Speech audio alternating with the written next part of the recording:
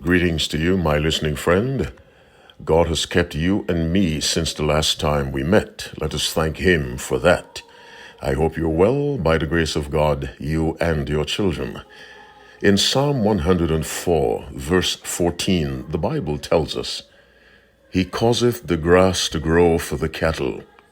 We have expressed in that statement purpose. One of the purposes of grass is to provide food for animals. He causeth the grass to grow for the cattle, and herb for the service of man. Here we have one of the purposes why God made vegetation or herbs to serve mankind. In Psalm 136, verses 7 to 9, we read, Who created great lights, for his mercy endureth forever. The sun to rule by day, for his mercy endureth forever. The moon and stars to rule by night, for his mercy endureth forever. Verses 8 and 9 tell us the sun and the moon and the stars were made to illuminate the world, among other reasons why they were made. In Isaiah 43, verse 7, the Bible says, For I have created him for my glory. Here again we have purpose. Humanity was made for the glory of God. In Psalm 119, verses 89 to 91, in verse 89 we have heaven. In verse 90 we have earth. And in verse 91, the Bible says, They continue this day according to thy ordinances, for all are thy servants. Heaven and earth were made to serve God's purposes, whatever they may be. And so we have the concept of purpose throughout creation. Nothing was made without a purpose.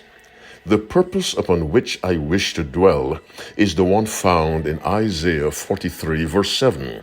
For I have created him for my glory. That's you. That's me. Our major purpose for being alive is to glorify God. Creation had a purpose, and at the heart of creation was mankind made in the image of God for the purpose of glorifying God. Now, how can you and I glorify God? This is expressed in Romans 3:23. For all have sinned and come short of the glory of God.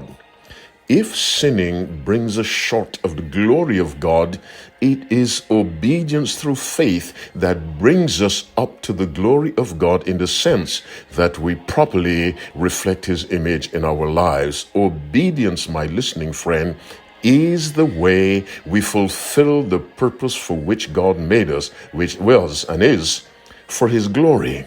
The question then I must ask you and myself. We know the grass fulfills its purpose. The sun, the moon, the stars fulfill their purposes. Are you and I fulfilling the purpose for which God gave us life? And that purpose is the glory of God.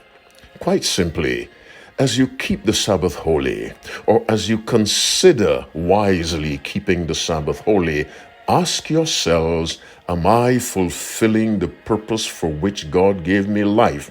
And that purpose is to glorify Him, and I glorify Him best by obeying Him. And part of the obedience is to remember the Sabbath day to keep it holy.